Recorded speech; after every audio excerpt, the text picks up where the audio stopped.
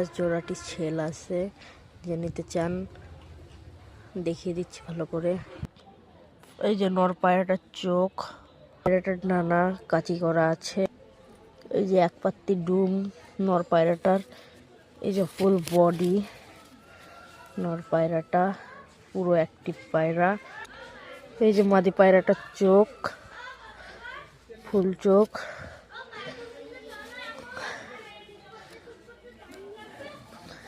পায়রাটার এই মাদি পায়রাটার ডানাও কাচি করা আছে।